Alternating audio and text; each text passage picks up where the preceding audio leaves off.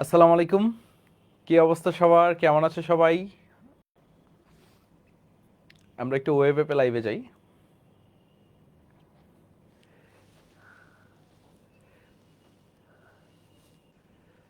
কি অবস্থা? সবাই কি আমার কথা স্পষ্ট শুনতে পারছো কিনা? কাইন্ডলি একটু কমেন্ট করে জানিয়ে দাও। সব কিছু ঠিকঠাক আছে কিনা, ভাইয়ের কথা স্পষ্টভাবে শুনতে পারছো কিনা, আর তোমরা কেমন আছো? দীর্ঘ বন্ধ গেল আমাদের, বন্ধের পরে আজকে আমাদের প্রথম ক্লাস। অ্যান্ড তোমরা পড়ালেখাটা ঠিকঠাকভাবে স্টার্ট করছো কিনা তাও ভাইকে একটু জানিয়ে দাও। আমাদের নতুন সাইকেলে নতুন চ্যাপ্টার, মৌলের পর্যাবৃত্ত ধর্ম এবং রাসায়নিক বন্ধন। সো এই নতুন চ্যাপ্টারটা আমরা শুরু করতে যাচ্ছি। সো এই চ্যাপ্টারে আমরা যদি শুরুতে বলি, এই চ্যাপ্টারে মূলত হচ্ছে তোমার দুইটা পার্ট। একটা হচ্ছে মৌলের পর্যাবৃত্ত ধর্ম, আরেকটা হচ্ছে রাসায়নিক বন্ধন। সো মৌলের পর্যাবৃত্ত ধর্ম যে অংশটা আছে, এই অংশটা আমি তোমাদেরকে পড়াবো। আর রাসায়নিক বন্ধন যে অংশটা আছে, এই অংশটা পড়াবে হচ্ছে তোমাদের হিমেল বড়ুয়া ভাইয়া। ওকে, সো এই দুইটা অংশ নিয়ে হচ্ছে আমাদের এই চ্যাপ্টারটা। সো মৌলের পর্যাবৃত্ত ধর্ম এবং রাসায়নিক বন্ধন, এই অংশটা নিয়ে যদি তোমাদেরকে একটু বলি, সো এই অংশ হচ্ছে আমাদের এসএসসিতে অনেক কিছুই ছিল। এসএসসিতে তোমরা পর্যায় সারণী নামে একটা চ্যাপ্টার পড়ছিলে কিনা? আস্তে শোনা যায়, সব কিছু তো ঠিকঠাক আছে? দেখো তো ওয়েব অ্যাপে একটু বইলো তো সাউন্ড ঠিক আছে কিনা। অল ওকে, নাইস, অল ওকে।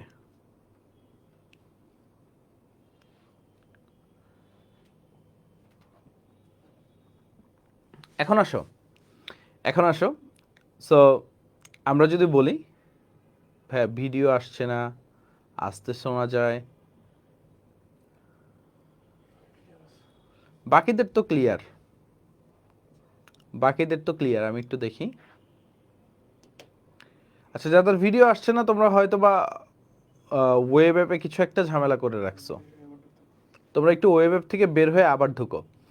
আর যারা ক্রোম ব্রাউজারে ক্লাস করো ওয়েব অ্যাপে, তোমরা ম্যাক্সিমামে একটা ভুল করে থাকো, সেটা হচ্ছে ক্রোম ব্রাউজারে দেখা গেছে অনেকগুলো ট্যাব ওপেন করে রাখো। সো যার ফলে কি হয়, ব্রাউজারটা ভারী হয়ে যায় এবং লোড নিতে অনেক সময় হয়। সো তোমরা ট্যাবগুলোকে কি করবে, মানে শুধুমাত্র যে ট্যাবটা দিয়ে ক্লাস করবে ওই ট্যাবটা রেখে বাকি ট্যাবগুলা তোমরা কেটে দিও, তাহলেই হবে। আচ্ছা, এখন আসো আমরা মৌলের পর্যাবৃত্ত ধর্ম এবং রাসায়নিক বন্ধন, এই চ্যাপ্টারে কি কি আছে। সো এই চ্যাপ্টারের প্রথম অংশ যেটা মৌলের পর্যায়বৃত্তিক ধর্ম, সেই অংশগুলো আমি তোমাদের পড়াবো। এই অংশ অনেক কিছুই তুমি এসএসসিতে পড়েছো, এসএসসিতে অল্প অল্প নলেজ নিছো। এখন বিশাল একটা নলেজ আমাদের গ্যাদার করতে হবে। আর যেহেতু এসএসসির সাথে কানেক্টেড, এসএসসিতে যারা একবার হলেও চ্যাপ্টারটা পড়ছো, ওই ডিপনেসটা তুমি ধরতে পারবে। অর্থাৎ আমরা যে গভীরে যাব অ্যান্ড আসল যে কেমিস্ট্রিটা শিখবো, সো তোমরা অনেক নতুন কিছু জানতে পারবে, সাথে হচ্ছে তোমরা একটা নিউ ফিলিংস কাজ করবে তোমাদের মাঝে। সো তোমরা খাতা কলম নিয়ে রেডি কিনা? আমি একটু যদি ফ্লো চার্টটা বলে দিই, এই চ্যাপ্টারটা আমরা কি কি পড়ছি বা কি কি আছে এই চ্যাপ্টারে, তোমাকে যদি একটু শুরুতে ফ্লো চার্টটা বলে দেই, মানে টপিকগুলা জাস্ট একটু জানা, টপিকগুলা কি কি টপিক। যে আমরা প্রথম দুইটা ক্লাস একটু বুঝছো, প্রথম দুইটা ক্লাস আমরা পড়ব হচ্ছে পর্যায় সারণীর বেসিক, একদম বেসিক। মানে কিছু হিস্ট্রি পড়ব, কিভাবে পর্যায় সারণীটা আসছে, বা পর্যায় সারণীটা আগের পর্যায় সারণী কেমন ছিল, তারপর আধুনিকতম পর্যায় সারণীটা কেমন। সো সব কিছু নিয়ে আমাদের জানতে হবে। এখন ভাই কেন এত কিছু জানতে হবে? কারণ হচ্ছে এই অ্যাডমিশনের ভিত্তিটা, আমাদের অ্যাডমিশনের যে একটা বেইজ আছে, অ্যাডমিশনে এই প্রথম দুইটা ক্লাসের বেসিক, বা হচ্ছে তুমি যে সিকিউ সলভ করবা, সিকিউ যে সলভ করবা, এই সিকিউ সলভ করার জন্য প্রথম দুইটা ক্লাসের বেসিক খুবই খুবই খুবই গুরুত্বপূর্ণ। ওকে, এখন আরেকটা জিনিস দেখো, এই দুইটা গেল প্রথম দুইটা ক্লাস। তারপরে আমরা যে অংশটা স্টার্ট করব, আরেকটা ক্লাসে পড়বো হচ্ছে এস ব্লক নিয়ে। এস ব্লকে অনেক কিছু আছে। এস ব্লক হচ্ছে গ্রুপ 1 এবং গ্রুপ 2, কোনগুলা ক্ষার ধাতু, কোনগুলা মৃৎ ক্ষার ধাতু, এই জিনিসগুলো নিয়ে আমাদের জানতে হবে। তারপরে যথাক্রমে হচ্ছে আমরা পি ব্লক পড়ব। পি ব্লকে ঢুকলে পি ব্লকে অনেকগুলা গ্রুপ আছে তোমরা জানো। পি ব্লকে দেখা গেছে তোমরা জানো গ্রুপ 13 থেকে গ্রুপ 18 পর্যন্ত।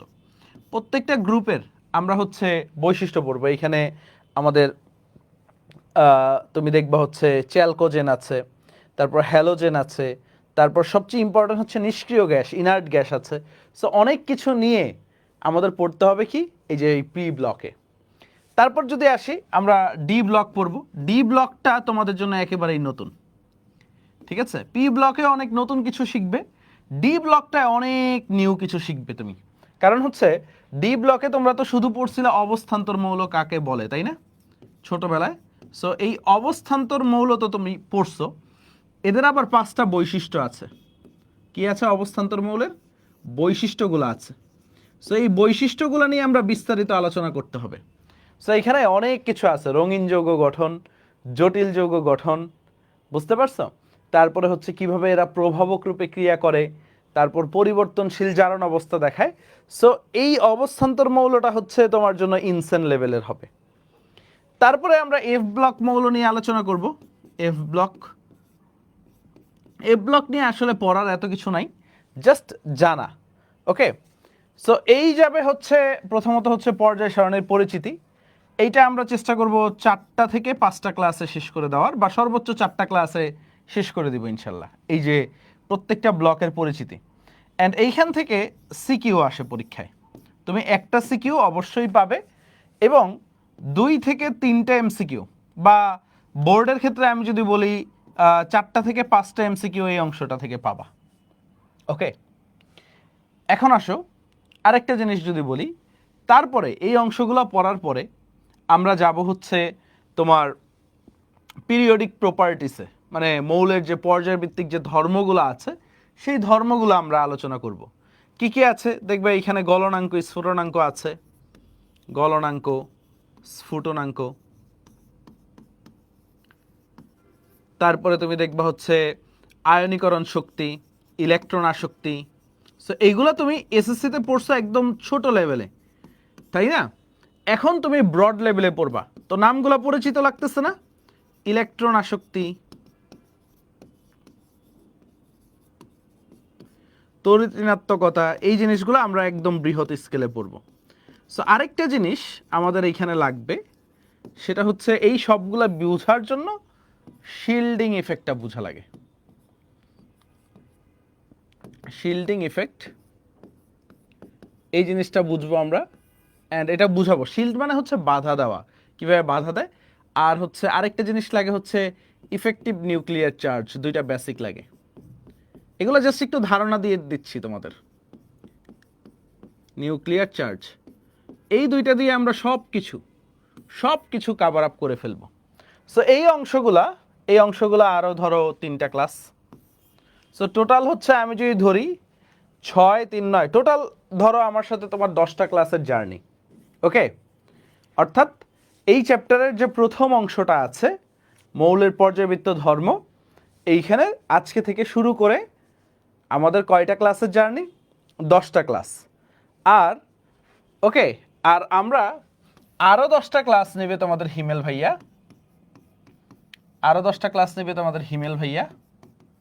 সো সেখানে তোমাদের হিমেল ভাইয়া অনেক কিছু পড়াবে, তোমাদের রাসায়নিক বন্ধন, সমযোজী বন্ধন, আয়নিক বন্ধন। ওকে, তারপরে হচ্ছে ভাইয়া আমরা সবচেয়ে পিছিয়ে আছি, না না পিছিয়ে আছি না, দেখবা আমরা আগায় গেছি, কেমিস্ট্রি দেখবা অনেক আগায় গেছি। এরপরের চ্যাপ্টারগুলো ছোট ছোট, রাসায়নিক পরিবর্তন বলো, পরিবেশ রসায়ন বলো, এগুলো ম্যাথমেটিক্যাল চ্যাপ্টার তো তাড়াতাড়ি শেষ হয়। বাট গুণগত আর পর্যায়বৃত্ত এই দুইটা চ্যাপ্টার অনেক বড়। তোমরা দেখছো কতগুলা টপিক, তাই না? তোমরা ফিজিক্স পড়ছো, তোমরা হচ্ছে ম্যাথ পড়ছো, এত টপিক কিন্তু থাকে না। কেমিস্ট্রি কি ছিল? কেমিস্ট্রি হচ্ছে অনেকগুলা চ্যাপ্টার ছিল। যেমন হচ্ছে এই যে মৌলের পর্যাবৃত্ত ধর্ম রাসায়নিক বন্ধন, এই চ্যাপ্টারটা প্রায় হচ্ছে তোমার 5টা কি 6টা চ্যাপ্টার ছিল আগের সিলেবাসে, অর্থাৎ 2012 সালের আগে যে কারিকুলাম ছিল সেখানে 5 থেকে 6টা চ্যাপ্টার ছিল। সেই সবগুলা চ্যাপ্টার মার্চ করে একটা চ্যাপ্টার বানানো হয়েছে। এই কারণে হচ্ছে তোমার কাছে চ্যাপ্টারগুলো বড় মনে হয়। গুণগত রসায়ন যে চ্যাপ্টারটা দেখতেছো, এইখানেও প্রায় হচ্ছে তোমার 3টা চ্যাপ্টার মিলে একটা চ্যাপ্টার বানানো হয়েছে, তাও 3টা বড় বড় চ্যাপ্টার ছিল। সো এইগুলো নিয়ে তোমাদের পেইন খাওয়ার কোনো কারণ নাই। আর আরেকটা, যেহেতু 10টা ক্লাস, আমরা এইবার উইকে 4 দিন ক্লাস নিব। উইকে কয় দিন? 4 ডে ক্লাস হবে, 4 দিন। বুঝতে পারছো? তো এই 4 দিনে, উইকে 4 দিন হইলে কি সুবিধা হবে? তো দেখা গেছে হচ্ছে 2 উইক আমরা কোনো মিস দেওয়ার চেষ্টা করবো না ইনশাল্লাহ। 2 উইক প্লাস 2 ডেইজে অর্ধেক চ্যাপ্টার শেষ। ওকে, ধরা যায় হচ্ছে 1.5 মাসের মধ্যে, আজকে থেকে শুরু করে আগামী 1.5 মাসের ভিতরে এই সাইকেলটা শেষ হবে। এই সাইকেলে আরেকটা চ্যাপ্টার আছে কর্মমুখী রসায়ন, সেটা সঞ্জয় দাদা পড়াবে। ওকে, সো এই ছিল হচ্ছে চ্যাপ্টারের ওভারঅল। ওরিয়েন্টেশন বলে কিছু কথা নাই, তোমরা পুরান হয়ে গেছো, তোমরা পড়ালেখা এসে পড়ছো। আমি চ্যাপ্টারের ওভারঅল সামারিটা দিছি, এখন হচ্ছে আমাদের পড়ায় ঢুকতে হবে। Okay, are you ready? আর স্ট্যান্ডার্ড ক্লাস টাইমটা যদি আমরা বলি, আমাদের স্ট্যান্ডার্ড ক্লাস টাইম হচ্ছে 1.5 ঘন্টা হবে। ওকে, ক্লাস টাইম 1.5 ঘন্টা হবে। তো কখনো কখনো এটা 1 ঘন্টা 40 মিনিট যাইতে পারে, বা কখনো কখনো 45 মিনিট সর্বোচ্চ। ওকে, এইটা হচ্ছে তোমার ক্লাসের কন্টেন্টের উপর ভেরি করে, বা তোমরা কতটুক নিতে পারছো বা কতটুক অ্যাবজর্ভ করতে পারতেছো সেটার উপরে। আর আমরা যেহেতু ক্লাসে প্রচুর প্র্যাকটিস করাই, সো প্র্যাকটিসটা অনেক বেশি ইম্পর্ট্যান্ট। সো রেডি সবাই? রেডি? ওকে, আসেন আমরা একটু পর্যায় সারণীর পটভূমিতে যাব। কোথায় যাব ভাইয়া? পর্যায় সারণীর পটভূমিতে। সো পর্যায় সারণী আজকে যে দেখতেছি আমরা পর্যায় সারণী, এই পর্যায় সারণীটা কিন্তু একদিনে আসে নাই। বা আমরা পর্যায় সারণীর আবিষ্কারক কে বলো তো সবাই? পর্যায় সারণীর আবিষ্কারক কে বা পর্যায় সারণীর জনক কে? তোমাকে যদি প্রশ্ন করি পর্যায় সারণীর জনক কে, সবাই উত্তর দিয়ে দিবা দিমিত্রি মেন্ডেলিভ, তাই না? সবাই উত্তর দিয়ে দিবে দিমিত্রি মেন্ডেলিভ। হ্যাঁ, দিমিত্রি মেন্ডেলিভ পর্যায় সারণীর জনক। বাট কোনো কিছু আবিষ্কার করার আগে, এর আগে ইনিশিয়েটিভ নিতে হয়। পর্যায় সারণী নিয়ে অনেক আগে থেকে গবেষণা শুরু হয়েছে। দিমিত্রি মেন্ডেলিভ তো কত সালে পর্যায় সারণী আবিষ্কার করছে বলো তো? সবাই একটু বলো, কত সালে দিমিত্রি মেন্ডেলিভ পর্যায় সারণী আবিষ্কার করছেন? তোমাকে যদি প্রশ্ন করা হয় যে কত সালে দিমিত্রি মেন্ডেলিভ পর্যায় সারণীটা আবিষ্কার করছে, তো তোমরা সবাই উত্তর দিবা 1869। ওকে, তোমরা সবাই উত্তর দিবা 1869।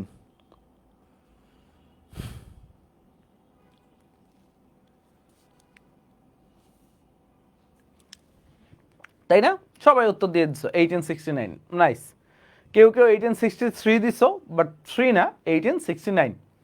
ভালো কথা।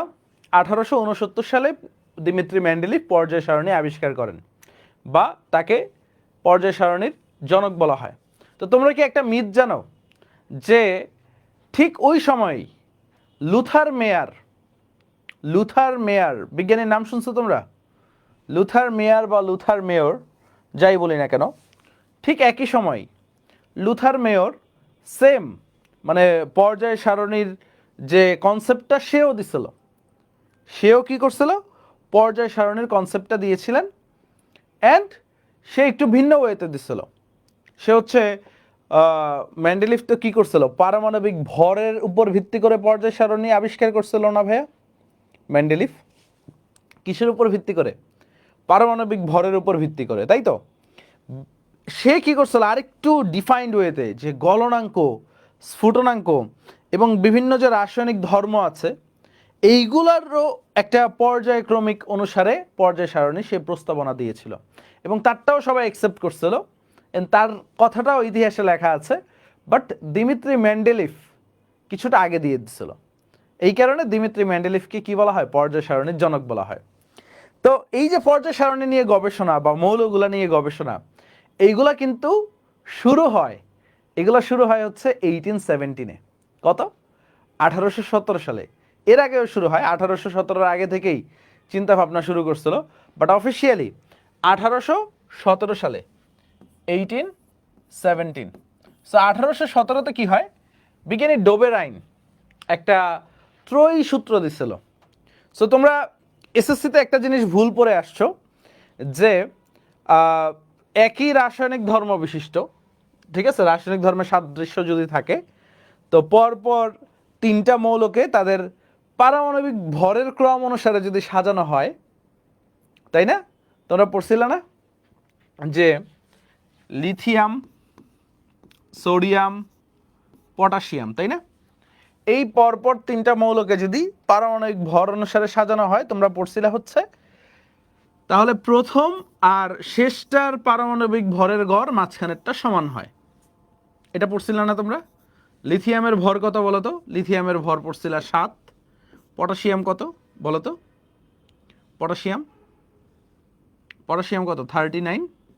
দুইটার যদি যোগ করো মানে গড় করো, 39 + 7 / 2, 46 / 2 আসে সমান সমান 23 আসে।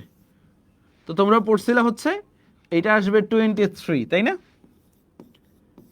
অর্থাৎ ফার্স্টটা আর থার্ডটার গড় মাঝেরটার ভরের সমান হবে, এটা তোমরা পড়ছিলা। বাট এইটা তোমরা কিন্তু এই লিথিয়াম, সোডিয়াম, পটাশিয়ামের ক্ষেত্রেই শুধু মিলাইতে পারছিলা, আর কোনোটার ক্ষেত্রে কি মিলাইতে পারছিলা ভাইয়া? ঠিক আছে, আর কোনোটার ক্ষেত্রে মিলাইতে পারছিলা?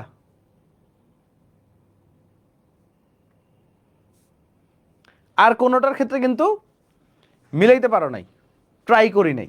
ঠিক আছে, হ্যাঁ, ইয়েস, অনেস্ট অ্যান্সার, ট্রাই করি নাই। হ্যাঁ, এটা তাসনিয়া মনে হয় দিচ্ছে। হ্যাঁ, ওকে, তাসনিয়া অনেস্ট অ্যান্সার দিচ্ছে, ভাই ট্রাই করি নাই।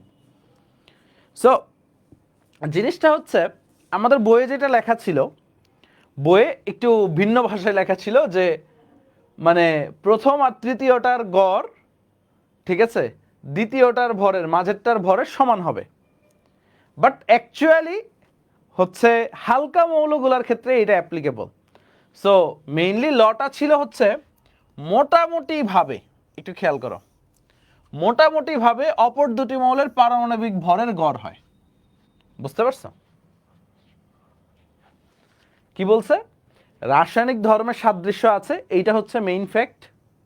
রাসায়নিক ধর্মটা সাদৃশ্য থাকা লাগবে এমন প্রতি তিনটি মৌলকে পারমাণবিক ভরের ক্রমানুসারে সাজালে মৌলটির পারমাণবিক ভর মোটামুটিভাবে অপর দুটি মৌলের পারমাণবিক ভরের গড়ের সমান, মোটামুটিভাবে। কারণ বিজ্ঞানী হচ্ছে ডোবের আইন, সে যখন হচ্ছে এক্সপেরিমেন্টটা দিছিল, যেমন ক্লোরিন, ব্রোমিন, আয়োডিনের ক্ষেত্রেও সে দেখাইছিল, ক্লোরিন, ব্রোমিন অ্যান্ড আয়োডিন। তো তোমরা একটু বলো তো ক্লোরিনের ভর কত ভাইয়া? ভাইয়াকে বলো তো ক্লোরিনের ভর কত? ক্লোরিনের ভর তোমরা জানো 35.5, তাই না? আয়োডিনের ভর কত বলো তো? 127, তাই না? এখন ব্রোমিনের বাইর করো তো কত হয়, দুইটা যোগ করে গড় করো, দেখো ব্রোমিনের কত হয়। আমি একটু ক্যালকুলেটরটা নেই। আজকে একদম বেসিক জিনিস পড়াবো, বুঝছো? আজকে একেবারে বেসিক জিনিস, মাথার উপরে কোনো চাপ পড়বে না তোমাদের। দেখবা মজার মজার জিনিস, ছোটবেলার জিনিস পড়তেছো। 127 / 2, দেখবা 81.25 আসে। এই দুইটার অ্যাভারেজ, প্রথমটা আর থার্ডটার অ্যাভারেজ কত আসে? 81.25। বাট অ্যাকচুয়ালি কি ব্রোমিনের ভর 81.25? অ্যাকচুয়ালি কি ব্রোমিনের ভর 81.25? না। ব্রোমিনের ভরটা কত আসে ভাই? ব্রোমিনের ভরটা আসে হচ্ছে 80 আসে। বুঝতে পারছো? তো আমরা বলতে পারি যে হচ্ছে মোটামুটিভাবে কাছাকাছি আসবে। ঠিক আছে, কি হবে? মোটামুটিভাবে কাছাকাছি আসবে। সো আরেকটার জন্য তোমরা করতে পারো ক্যালসিয়াম, স্ট্রনশিয়াম আর বেরিয়াম। দেখো তোমরা ছোটবেলায় ছন্দ পড়ছিলে না? বিরিয়ানি, মোগলাই, কাবাব সরিয়ে বাটিতে রাখো। ক্যালসিয়াম, স্ট্রনশিয়াম, বেরিয়াম, এটা একটু করো তো কত আসে? ক্যালসিয়াম, স্ট্রনশিয়াম, বেরিয়াম, এটা একটু করো কত আসে? ভাইয়া এই সবগুলাই কি নোট করবো? অবশ্যই নোট করবে, আজকে তো আর ল্যাবরেটরি পড়াচ্ছি না।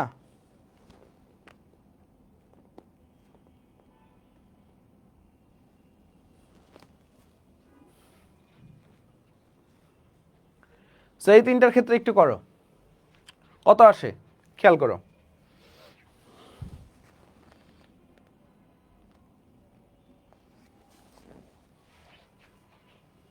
ক্যালসিয়ামের ভর কত বলো তো?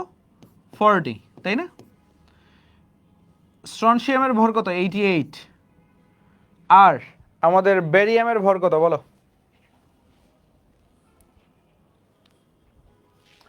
বেরিয়ামের 137, এই দুইটার অ্যাভারেজ করো তো, এই দুইটার অ্যাভারেজ করো তো কত আসবে, 88.5 আসবে দেখবা। সো তো ডোবেরাইন এই এক্সাম্পলগুলো দিচ্ছিল, অ্যান্ড সে প্রস্তাবনা দিচ্ছিল যে মোটামুটিভাবে পারমাণবিক ভরটা কাছাকাছি হয় হচ্ছে হালকাগুলার ক্ষেত্রে, মানে তার এই যে লটা ছিল বা ফর্মুলাটা ছিল এটা অ্যাপ্লিকেবল ফর হালকা মৌল, হালকা মৌলের ক্ষেত্রে। বা সার্বিক শ্রেণীবিন্যাসে যদি আমরা যাই তাহলে সবগুলোর ক্ষেত্রে অ্যাপ্লিকেবল হয় না। সো তাহলে লিমিটেশন, তোমাকে যদি কেউ জিজ্ঞেস করে যে ডোবেরাইন ট্রাইড বা ডোবেরাইনের ত্রয়ী সূত্রটা কেন ফেল করছে, তোমাকে যদি কেউ প্রশ্ন করে যে ডোবেরাইনের ত্রয়ী সূত্রটা কেন ফেল করছে, তাহলে তুমি কি অ্যান্সার দিবা বলো তো? কারণ হচ্ছে এটা হালকা মৌলের ক্ষেত্রে অ্যাপ্লিকেবল। ওকে, কিছু কিছুর ক্ষেত্রে হয়, ঠিক আছে, সালফার, সেলেনিয়াম, টেলোরিয়াম, বাট সবগুলোর ক্ষেত্রে তো হয় না। এখন সবগুলোর ক্ষেত্রে যদি কাজে না লাগে তাহলে সেটাকে তো আর সার্বিকভাবে ল ধরা যায় না, বাট তাও ল হিসেবে স্বীকৃতি দিয়েছে বিজ্ঞানীরা, কারণ সে ওয়ান অফ দ্য পায়োনিয়ার। ওকে, এর আগে ল্যাভোইশিয়ে কাজ করছে, ল্যাপ্লাস কাজ করছে, সো এগুলো নিয়ে প্যারা নেই। তাহলে এটা লিমিটেশনটা তুমি যদি খেয়াল করো, লিমিটেশন তোমাকে যদি বলে বা সীমাবদ্ধতা, লিমিটেশনটা কি, হালকা মৌলের ক্ষেত্রে অ্যাপ্লিকেবল, মৌলের ক্ষেত্রে কার্যকরী, বাট ভারীগুলোর ক্ষেত্রে সার্বিকভাবে মিলে না, বা কার্যকরও বলে দিতে পারো, কার্যকর।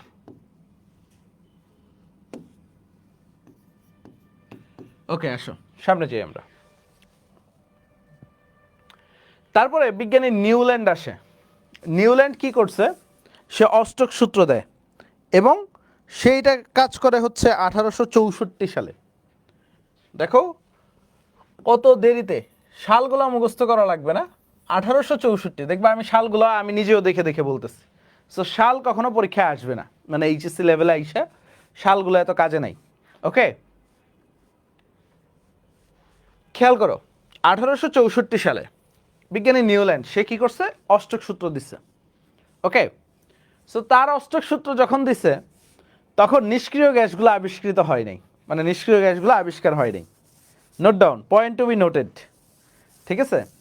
সে যখন অষ্টক সূত্রটা দিছে নিউল্যান্ড সাহেব, তাই নিষ্ক্রিয় গ্যাসগুলো আবিষ্কার হয় নাই। তোমরা ছোটবেলায় একটু কষ্ট হইতো না যে তার অষ্টক সূত্রে যে এই জিনিসটা বলা আসছিল যে মৌলগুলা ক্রমবর্ধমান পারমাণবিক ভর অনুসারে সজ্জিত করলে, তুমি যদি পারমাণবিক ভর অনুযায়ী সাজাও মৌলগুলাকে, একটি নির্দিষ্ট মৌলের সঙ্গে পরবর্তী অষ্টক মৌলের ভৌত এবং রাসায়নিক ধর্মের পুনরাবৃত্তি ঘটে। কি বলছিল, পরবর্তী অষ্টম মৌলের, তাই না? সো তোমরা যখন দেখছিলা একটু খেয়াল করো, lithium, beryllium, boron, carbon, nitrogen, oxygen, fluorine. তো তোমরা পর্যায় সারণীতে তো নিয়ন দেখছো, নিয়ন দেখার পরে তুমি দেখছো লিথিয়ামের সাথে সোডিয়ামের ভরের মিল আছে, বাট সোডিয়াম তো কি হয়ে যায়, খেয়াল করো, 1 2 3 4 5 6 7, এখান থেকে তো হয় না, 1 2 3 4 5 6 7 8, নবম মৌল হয়ে যায়। কি হয়ে যায়, নবম মৌল হয়ে যায়। তো তোমরা যখন পর্যায় সারণীতে দেখছিলে, এটা যদি প্রথম ধরো, প্রথম, দ্বিতীয়, তৃতীয়, চতুর্থ, পঞ্চম, ষষ্ঠ, সপ্তম, অষ্টম, নবম হয়ে যায়। সো যখন নিউল্যান্ড ইয়া করছিল, এই অষ্টক সূত্রটা দিছিল, তখন নিষ্ক্রিয় গ্যাস আবিষ্কৃত হয়নি। এখানে ব্ল্যাঙ্ক দিয়ে দাও যে নিষ্ক্রিয় গ্যাস তখনও আবিষ্কৃত হয়নি, মানে আবিষ্কার হয়েছে, মানে এটা যে একটা মৌল তখনও কেউ ট্রেস পায় নাই। কারণ নিষ্ক্রিয় গ্যাসগুলা কি কই থাকে বলো তো, নিষ্ক্রিয় গ্যাস কোথায় থাকে তুমি জানো? নিষ্ক্রিয় গ্যাসগুলা, আগের স্লাইডটা দেন, আচ্ছা দিব, একটু বুঝে নাও এটা, তারপর আগেরটা দিব। তুর্য, আহারে কত দিনের গল্প, আছি রে ভালোই, তোর কি খবর? আমি কেবল ক্লাস শুরু করলাম 1.5 দিয়ে। সো একটু খেয়াল করো, সো নিষ্ক্রিয় গ্যাস তখনও আবিষ্কৃত হয় নাই। এখন একজন বলতেছে ভাই 18 গ্রুপে থাকে নিষ্ক্রিয় গ্যাস না ভাই এটা তো পর্যায় সারণীর থাকে। এটা হচ্ছে আমাদের এয়ারে থাকে নিষ্ক্রিয় গ্যাস। কোথায় থাকে? আমাদের যে বায়ু আছে, এয়ার, বাতাস, এইখানে থাকে। আচ্ছা বলো তো, এয়ারের কত পার্সেন্ট নাইট্রোজেন, কত পার্সেন্ট অক্সিজেন, এটা তোমরা জানো? এয়ারে কি কি আছে? নাইট্রোজেন কতটুকু আছে, অক্সিজেন কতটুকু আছে, ঠিক আছে? তারপর হচ্ছে নিষ্ক্রিয় গ্যাস কতটুকু আছে। এটা আজকে এইচডব্লিউ তোমাদের, এটা আজকে বাইর করবা। এয়ারের সংযুক্তি দেখবা, এয়ারে 0.3% নিষ্ক্রিয় গ্যাস থাকে, ঠিক আছে? এই জিনিসটা একটু মাথায় রাখবা। সো তারপরেও একটু বইয়ে চেক দিয়ে নিবা। সো এটা একটু খেয়াল করবা, এয়ারে কি কি থাকে, এয়ারের সংযুক্তিগুলা একদম সিম্পল। ওকে, সো নিষ্ক্রিয় গ্যাস বাতাসে থাকে। সো তখন নিষ্ক্রিয় গ্যাসের নাম জানা গেছে, বাট এইগুলা যে মৌল ওইভাবে আইডেন্টিফাই করা হয়নি। সো এই কারণে দেখা গেছে হচ্ছে নিউল্যান্ড বলছে হচ্ছে প্রতি অষ্টম মৌলটির, দেখো এটা যদি প্রথম হয় এটা কি হবে? অষ্টম। তো এই কারণে অনেকের মিলাইতে ঝামেলা হইতো যে এখানে তো নবম মৌল হয়ে যায়, তো নিউল্যান্ড সাহেব অষ্টম কেন বলল? সো যখন অষ্টম বলছিল তখন নিষ্ক্রিয় গ্যাসটা আবিষ্কার হয় নাই। তো কি বলছে? মৌলগুলোকে ক্রমবর্ধমান পারমাণবিক ভর অনুযায়ী সজ্জিত করলে, দেখছো? ক্রমবর্ধমান পারমাণবিক ভর মানে কি? পারমাণবিক ভরটা আস্তে আস্তে বাড়বে। লিথিয়ামের পারমাণবিক ভর কত বলো তো? লিথিয়ামের পারমাণবিক ভর 7। বেরিলিয়ামের কত? বেরিলিয়ামের কত বলো তো?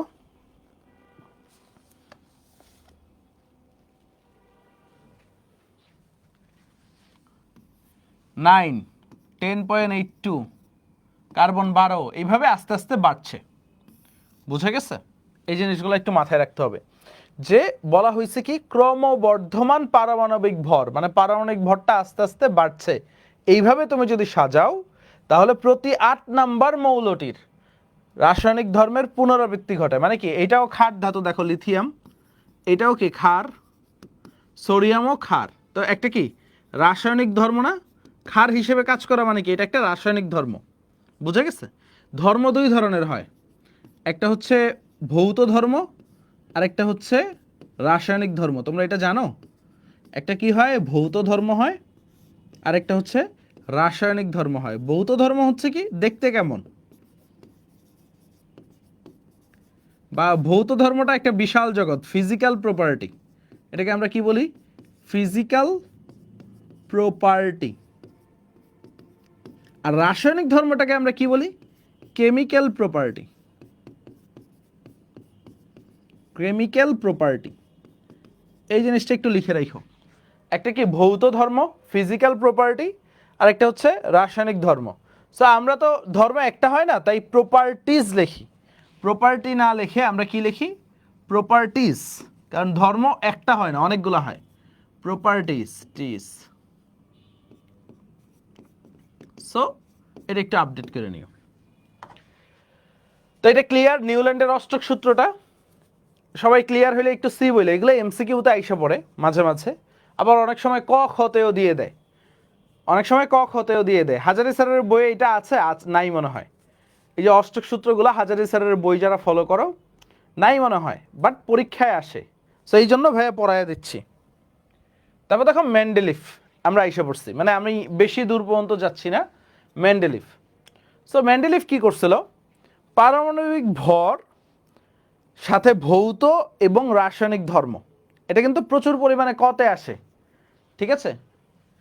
একটু খেয়াল করো, ক নাম্বারে মেন্ডেলিফের পর্যায় সূত্রটা প্রচুর পরিমাণে আসে। দেখো, বিভিন্ন মৌলের ভৌত এবং রাসায়নিক ধর্মাবলী তাদের পারমাণবিক ভরের বৃদ্ধির সাথে সাথে পর্যায়ক্রমিকভাবে পুনরাবৃত্তি হয়।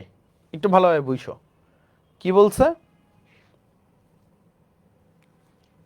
একটু লিখে নাও। এটা ভৌত এবং রাসায়নিক ধর্মাবলী দুইটাই লিখতে হবে। ভৌত ধর্ম কি বললাম? Physical properties. রাসায়নিক ধর্ম কেমিক্যাল প্রপার্টিস। তাদের পারমাণবিক ভরের বৃদ্ধির সাথে সাথে পর্যায়ক্রমিকভাবে পুনরাবৃত্তি হয়। তাহলে কি পুনরাবৃত্তি হয় বলো তো? একটা জিনিস খেয়াল করছো, পুনরাবৃত্তিটা কি হচ্ছে? ভৌত এবং রাসায়নিক ধর্ম না? কিসের ভিত্তিতে? পারমাণবিক ভরের বৃদ্ধিতে। এটাই হচ্ছে মেন্ডেলিফের পর্যায় সূত্রটা। ওকে, এটা পরবর্তীতে সে সংশোধন করছিল, ঠিক আছে। সে হচ্ছে পারমাণবিক ভরের জায়গায় পরবর্তীতে পারমাণবিক সংখ্যা দিয়ে সে রিপ্লেস করছিল। বাট যখন বলবে তোমাকে মেন্ডেলিফের পর্যায় সূত্র, তখন এইটা দিতে হবে। পরীক্ষায় আরেকবার আসে হচ্ছে মেন্ডেলিফের সংশোধিত, ঠিক আছে, সংশোধিত পর্যায় সূত্র। তো তোমাকে যদি পরীক্ষায় প্রশ্ন করে মেন্ডেলিফের সংশোধিত পর্যায় সূত্র, তাহলে তুমি কি দিবা? পারমাণবিক ভরের জায়গায় কি দিবে বলো তো? সংখ্যা দিবে। আর যদি তোমার কাছে চায় মেন্ডেলিফের পর্যায় সূত্র, তাহলে তুমি পারমাণবিক ভরই লিখতে হবে। অনেক স্টুডেন্ট এই জায়গাটায় ভুল করে, আর প্রত্যেক বছর ধরা খায়। মুখের সাথে ভয়েস মেলে না। সাজিদ চৌধুরী, তুমি বের হয়ে আবার ঢুকো।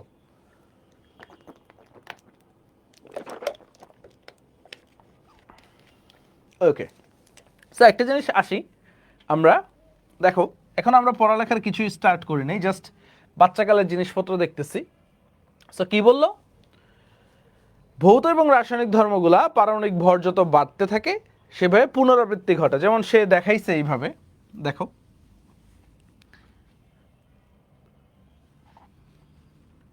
তার যে পর্যায় সারণীটা, অ্যাকচুয়াল পর্যায় সারণীটা দেখবা তার, মানে সে যখন পর্যায় সারণীটা দিছিল, আগে তোমাকে একটু বুঝাই অ্যাকচুয়ালটা দেখাই। অ্যাকচুয়ালটা দেখাইলে একটু ভয় পেয়ে যাবে তোমরা। সে দেখাইছে এইভাবে lithium, beryllium, boron, carbon, nitrogen, oxygen, fluorine, neon, ঠিক আছে। তারপরে সে আবার কি করছে, এখানে সোডিয়াম। কি বলছে? পর্যায়ক্রমিকভাবে পুনরাবৃত্তি ঘটে। দেখো পর্যায়ক্রমিকভাবে আবার পুনরাবৃত্তি ঘটছে, এভাবে যাবে যাবে যাবে যাবে যাবে, তারপর আবার পটাশিয়াম আসবে। পারমাণবিক ভর বাড়তেছে বাড়তেছে বাড়তেছে, পর্যায়ক্রমিকভাবে কি হচ্ছে, পুনরাবৃত্তি ঘটতেছে। ক্ষার ধাতুগুলো একসাথেই আছে, তারপর মৃৎ ক্ষার ধাতুগুলো একসাথেই আছে। সো মেন্ডেলিফ কি করছিল, এই সুন্দরভাবে সাজাইছিল। তো সাজানোর পরেও কি হয়েছে, তার কিছু লিমিটেশন রয়ে গেছিল। সেই লিমিটেশনগুলো নিয়ে আমরা আলোচনা করব এখন। সো মেন্ডেলিফের পর্যায় সারণীটা তো আমরা বুঝছি, এটা নিয়ে বেশিক্ষণ তো আমরা আলোচনা করার কিছু নাই, পর্যায় সূত্রটা আমরা বুঝছি। তোমরা একটা উত্তর দাও আমাকে। মেন্ডেলিফ যখন সে পর্যায় সারণীটা বানাইছিল, কয়টা পর্যায় মৌল নিয়ে সে পর্যায় সারণী গঠন করছিল? সবাই একটু বলো তো, কয়টা মৌল নিয়ে? সবাই নাইস, 63টা, 63টা। আচ্ছা বলো তো কয়টা পর্যায় ছিল আর কয়টা গ্রুপ ছিল? পর্যায় কয়টা ছিল, গ্রুপ কয়টা ছিল? গ্রুপ তো আমরা চিনি সবাই, হ্যাঁ।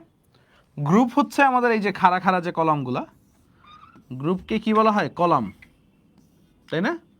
কলাম বা স্তম্ভ, এগুলা হচ্ছে আমাদের গ্রুপ। ওকে, এই কলাম বা স্তম্ভ এগুলাকে আমরা কি বলি? গ্রুপ বলি, তাই না? গ্রুপ। আর আমাদের পর্যায় কোনগুলা? এই যে সারিগুলা যেগুলো দেখি, ঠিক আছে, এই যে রো, ম্যাট্রিক্সেও তোমরা পড়ছো, এই যে রো, এগুলাকে আমরা কি বলি? পর্যায় বলি। এই সারি বা রো, এটাকে আমরা কি বলি? পর্যায় বলি বা পিরিয়ড। ওকে, গ্রুপ তো ইংলিশে গ্রুপই, পর্যায়ের ইংলিশ হচ্ছে পিরিয়ড। এটা একটু ভাইয়েরা তোমরা একটু মাথায় রাখবা। সো পর্যায় ছিল মেন্ডেলিফ তখন 7টা পর্যায় ছিল, বাট গ্রুপ ছিল তোমার হচ্ছে 8টা। কয়টা গ্রুপ ছিল? গ্রুপ ছিল 8টাও না, অ্যাকচুয়ালি 9টা। কেউ কেউ বলে 8টা, কেউ কেউ বলে 9টা। পরবর্তীতে সে একটা গ্রুপ অ্যাড করছিল।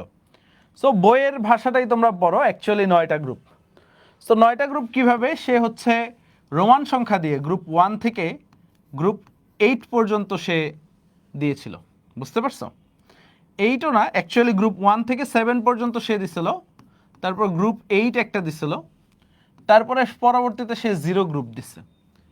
এই টোটাল হচ্ছে 9টা গ্রুপ।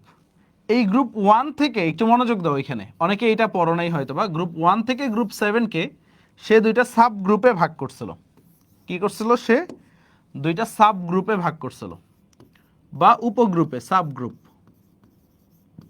তো সাব গ্রুপটা কি কি? একটা হচ্ছে এ সাব গ্রুপ আর একটা হচ্ছে বি সাব গ্রুপ। এই হচ্ছে তার মেইনলি হচ্ছে পর্যায় সারণীটা ছিল। তো এখন তার আমলের পর্যায় সারণীটা তুমি যদি দেখতে চাও আমি একটু দেখাই। এটা দেখতে পারতেছো তোমরা? দেখো তো ক্লিয়ার দেখা যায় কিনা। আমি একটু জুম করি, জুম করলে মনে হয় ভালো দেখতে পারবা। দেখো তো পর্যায় সারণীটা দেখতে পারতেছো কিনা।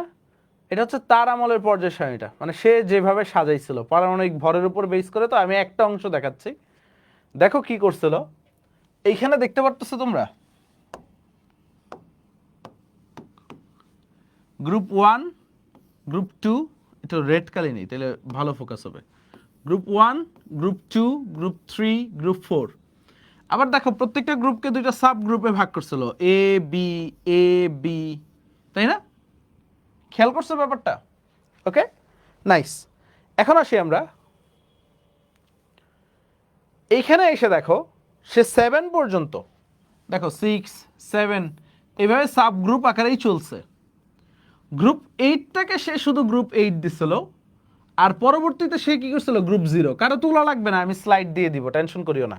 কারণ এত বড় পর্যায় সারণী তুমি তুলতে পারবে না, আর এই পর্যায় সারণী তোমার পরবর্তীতে কাজেও লাগবে না। এটা তোমার কি কোনো কাজেও লাগবে না। সো এটা নিয়ে প্যারা খাওয়ার কিছু নাই। সো এখন দেখো জাস্ট এটা দেখানোর জন্য, কারণ এটা অনেকে সোর্সিং করতে পারো না, তো এই পর্যায় সারণীটা জাস্ট দেখানোর জন্য, মানে তার আমলে সে হচ্ছে পারমাণবিক ভর দিয়ে কিভাবে সাজাইছিল।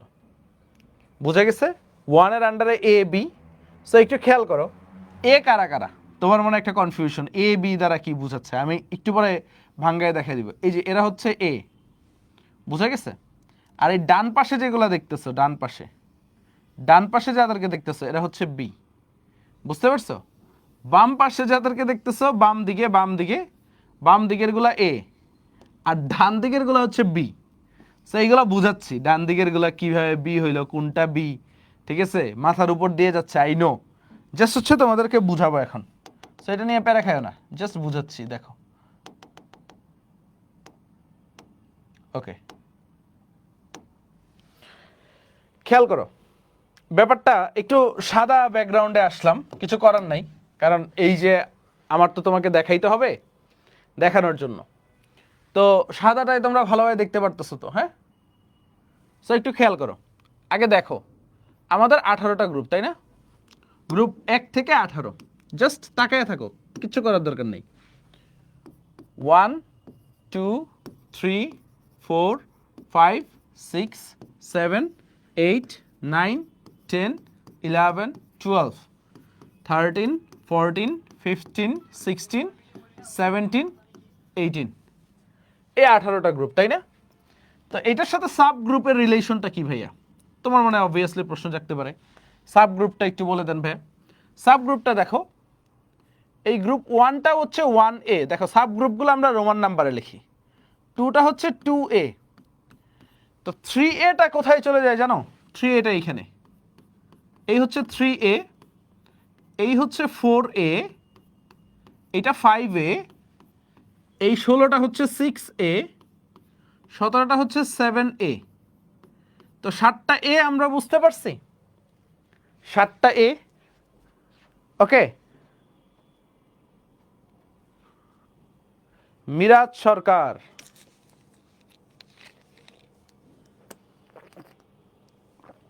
সুমাইয়া আক্তার লিমা, সে ভাগ করছিল, বুঝতে পারছো? সে তার ইয়াগুলা দিয়ে ভাগ করছিল। আচ্ছা দেখতে পারতেছি না, এই দেখতে পারার কথা তো।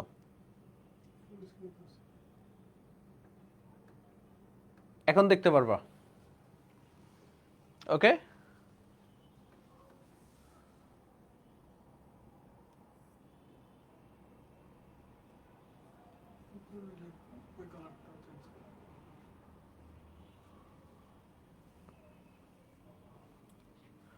সো একটু খেয়াল করো, আমি আরেকবার একটু বলতেছি। সে কি করছিল? এ আর বি দুইটা সাব গ্রুপে ভাগ করছিল, এ আর বি দুইটা সাব গ্রুপে ভাগ করছিল। এন্ড কিভাবে ভাগ করছিল? এটা হচ্ছে সে ভৌত এবং কেমিক্যাল প্রপার্টিজের উপরে বেস করে ভাগ করছিল। সে দেখছিল কিভাবে চেঞ্জ হয় এগুলা। ওকে, তো আবার একটু খেয়াল করো, এই গ্রুপ 1টাকে 1A, 2টাকে 2a, দেন 3a টা সে হচ্ছে নাম দিছিল গ্রুপ 13, এখন বর্তমানে যে 13। এখন তুমি আমারে বলো এই রোমান সংখ্যাগুলো আগে আসছে না বর্তমান নাম্বারগুলো আগে আসছে বলো তো? 4a। এখন কেউ কেউ যে প্রশ্ন করতেছে ভাই 13 কেন 3a নাম দিল, তাই না? তো তোমার প্রশ্নটা এমন হবে 5 এর নাম দিছে 15, বুঝতে পারছো? 6a, তারপরে 7a, তারপরে তো 18কে কি 0। এগুলো হচ্ছে নীলগুলা হচ্ছে আগে দেওয়া নাম। এখন তোমার কাছে স্বভাবত মনে হইতে পারে বি, মাঝখানের গুলাকে বি দিছে, বি মনে হয় এখান থেকে স্টার্ট। না, একটু খেয়াল করো, 11টা হচ্ছে 1b, 12টা হচ্ছে 2b, মনোযোগ দিও। তারপর দেখো 3টাকে হচ্ছে 3b নাম দিছে তারা, বুঝা গেছে? তারপরে দেখো 4b, 5b, 6b, 7b, আর 8, 9, 10 তিনটা গ্রুপকে সে একত্রিতভাবে গ্রুপ 8 নাম দিছিল। আর গ্রুপ 8-এ সে কি করছিল? গ্রুপ 8-এ সে হচ্ছে 3টা করে মৌল রাখছিল। এখন আসো, লেখা হয়েছে তোমার খাতায়, কিছুটা লেখা হয়েছে?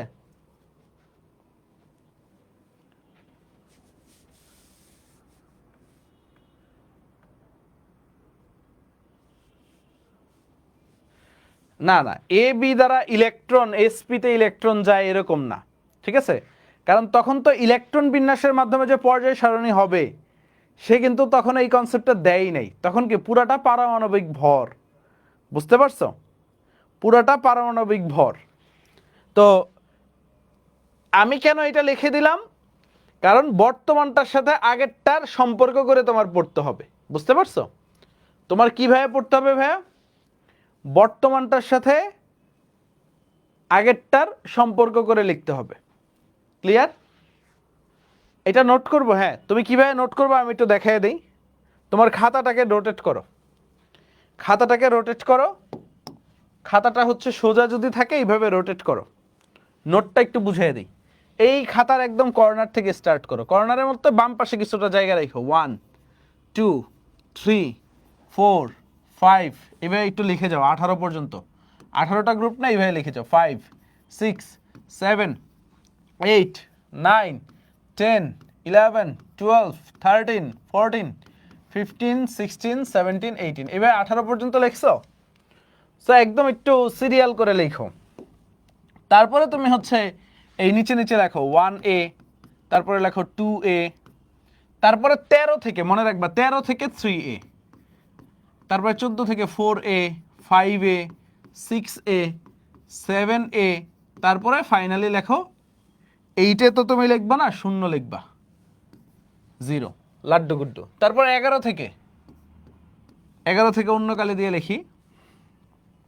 11 থেকে আসো, 11 থেকে 1b, 2b, তারপরে দেখো 3b, 4b, 5b, 6b, 7b, তারপর এই তিনটাকে একসাথে 8 লিখে ফেলো একটা টান দিয়ে। 8 লেখা হয়েছে? লেখা হয়েছে? ওকে, অল ডান, অল ডান।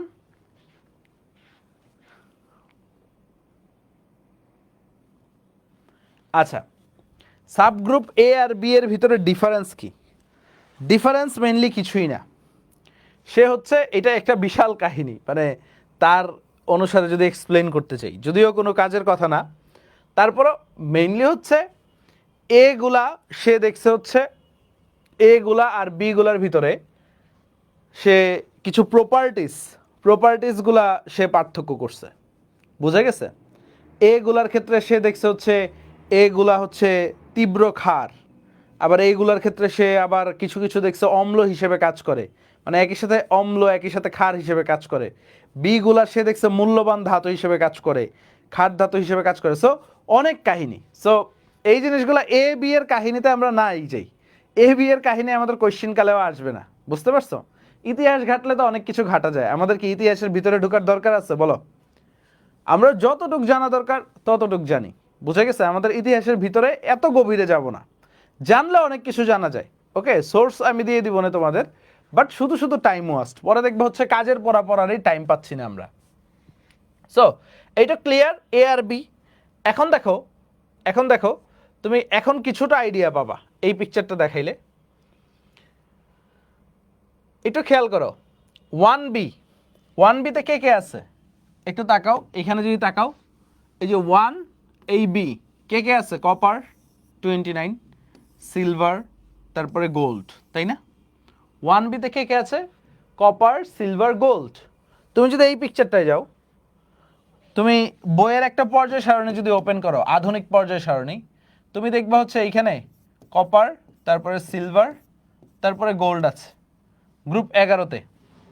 তারপর গ্রুপ 12তে দেখবা জিঙ্ক, ক্যাডমিয়াম, মার্কারি আছে, তাই না? গ্রুপ 2B-তে। সো তুমি যদি এইখানে যাও গ্রুপ 2B, দেখো group 2B, zinc, cadmium, mercury, তাই না? জিঙ্ক, ক্যাডমিয়াম, মার্কারি, ডান।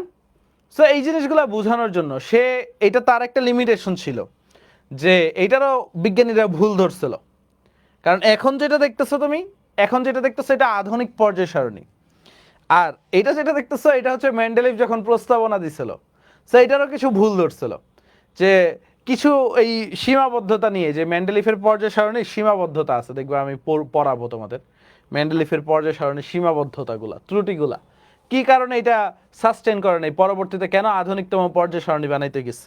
তো এই কারণে এই ত্রুটিগুলো আবার পরীক্ষায় আসে, বুঝতে পারছো? মাঝে মাঝে কিছু কিছু বোর্ড, কিছু কিছু কলেজ এই ত্রুটিগুলো দিয়ে দেয়। ওকে, এখন খেয়াল করো একদম সিম্পল জিনিসগুলা। জিঙ্ক, ক্যাডমিয়াম, মার্কারি দেখলাম, কপার, সিলভার, গোল্ড দেখলাম আমরা। সো এই জিনিসগুলো কি? এই জিনিসগুলো হচ্ছে 1B আর 2B-তে অবস্থান করে। সো বর্তমানে 1B 2B মানে কি? গ্রুপ 11 আর 12। সো পরীক্ষায় কিভাবে প্রশ্ন আসবে, তাই না? তো তুমি তো এখন যেটা পড়ে স্টুডেন্টরা, যে কোন গ্রুপকে মুদ্রা ধাতুর গ্রুপ বলা হয়, দেখো তোমরা ছোটবেলায় পড়ছো কয়েনেজ মেটাল, তাই না? 9-10-এ পড়ে আসছো কোন গ্রুপকে কয়েনেজ মেটাল বলা হয়, তাই না? এভাবে পড়ে আসছো না, কয়েনেজ মেটাল বা মুদ্রা ধাতু বলা হয় কোনটাকে, মুদ্রা ধাতু কোন গ্রুপটাকে বলা হয়? তো তোমরা পড়ে আসছো হচ্ছে গ্রুপ 11-কে, তাই না?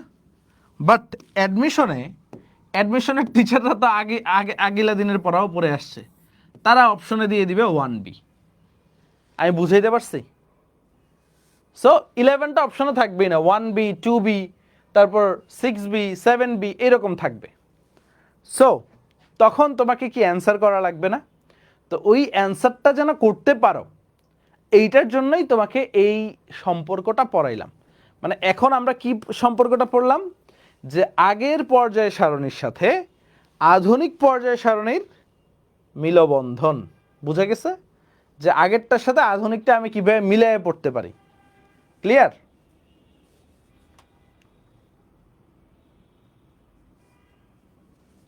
ক্লিয়ার ভাইয়া?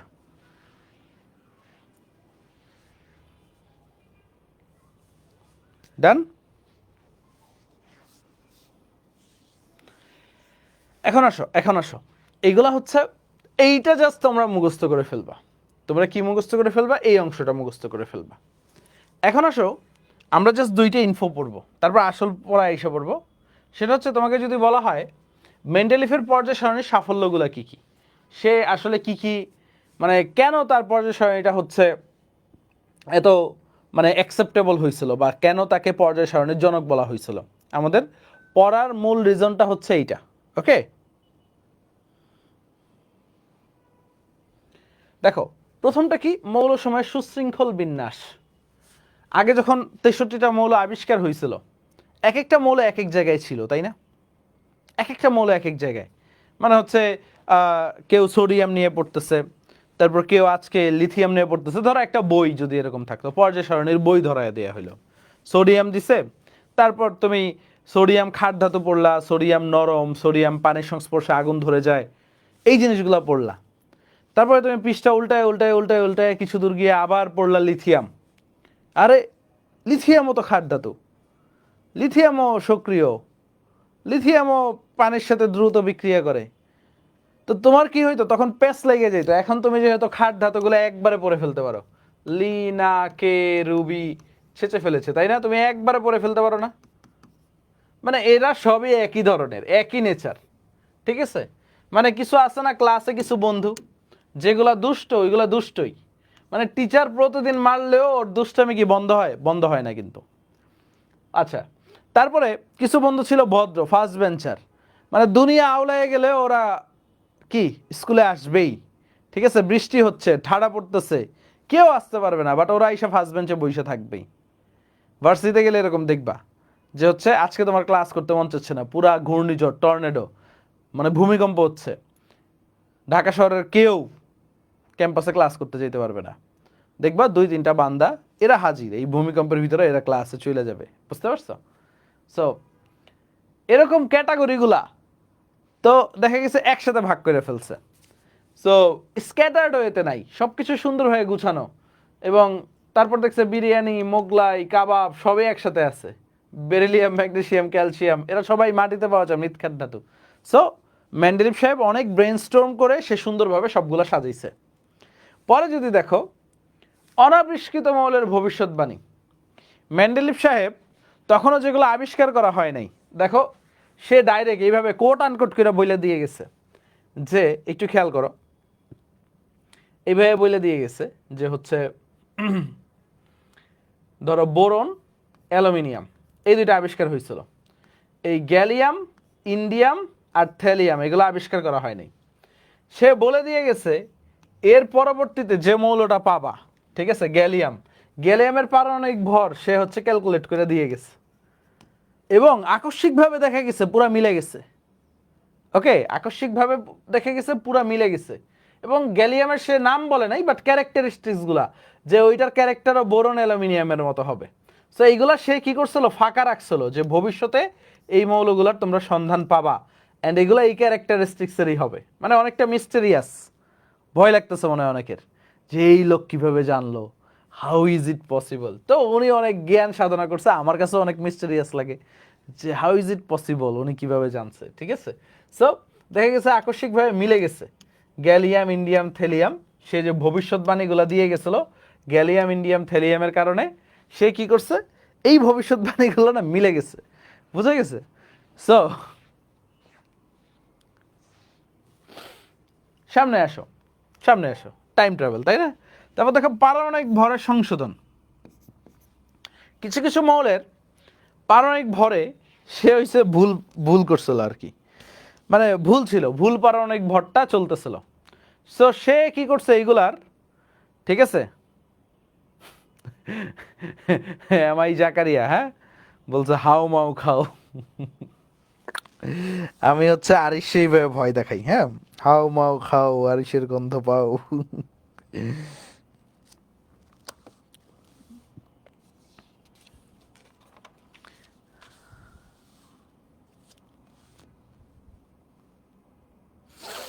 তো সে কি করছে, কিছু কিছু মৌলের পারমাণবিক ভরের সংশোধন করছে। যেমন হচ্ছে বেরিলিয়াম, বেরিলিয়ামের ভর কত, পারমাণবিক ভর কত, 9 না, আমরা জানি, তাই না? বাট এই 9-এর আগে এই বেরিলিয়ামের পারমাণবিক ভর চলতে হচ্ছে, একটু খেয়াল করো, 4.5 ইন্টু 3 কত হয়, 4.5 ইন্টু 3, দেখো 3×4 = 12, আর হচ্ছে 13.5 চলতো, 13.5 এইটা চলতো বেরিলিয়ামের ভর, বুঝে গেছে? আগে কত চলতো, বেরিলিয়ামের ভর 13.5, এইটা চলতো আগে। তো মেন্ডেলিভ সাহেব দেখছে যে এইটার পারমাণবিক ভরে তো ভুল আছে, এটার পারমাণবিক ভরে তো ভুল আছে। তো সে কিভাবে দেখলো যে বেরিলিয়াম রে সে পারমাণবিক ভরের অনুযায়ী সাজায়, সে দেখলো হচ্ছে গ্রুপ 3A, গ্রুপ 3A মানে কত বর্তমানে, গ্রুপ কত বলো তো, বলো তো, গ্রুপ 3A মানে কত বর্তমানে, গ্রুপ 13। সো পারমাণবিক ভর যদি 13.5-তে দেয় তাহলে বেরিলিয়াম যায় হচ্ছে গ্রুপ 3A-তে, হ্যাঁ। তো গ্রুপ 3A-তে গেলে সে দেখছে এইখানে কে আছে রে বাবা, এইখানে আছে অ্যালুমিনিয়াম, এখানে আছে বোরন, বাট এদের সাথে এই বেচারার তো ধর্মে মিলে না। সে দেখছে বেরিলিয়ামের সাথে, বেরিলিয়াম কি মৃৎখাত ধাতু, মাটিতে পাওয়া যায়, এটা ক্ষার হিসেবে কাজ করে, এই বেরিলিয়ামের সাথে বোরন আর অ্যালুমিনিয়ামের ধর্মে কোনো মিল নাই। কথাগুলো শুনো কিন্তু, হ্যাঁ, তোমার বইয়ে নাই, এগুলো আসে পরীক্ষায়। ওকে, খুবই গুরুত্বপূর্ণ কথা। সো আমি সবার মনোযোগ আকর্ষণ করতেছি, সবাই একটু মনোযোগ দিয়ে শুনো। সে দেখলো হচ্ছে এই যে বেরিলিয়াম বেচারাটা আছে, এই বেরিলিয়াম বেচারাটার ধর্ম বোরন আর অ্যালুমিনিয়ামের সাথে মিলে না। বুঝতে পারছো? বোরন আর অ্যালুমিনিয়ামের সাথে মিলে না।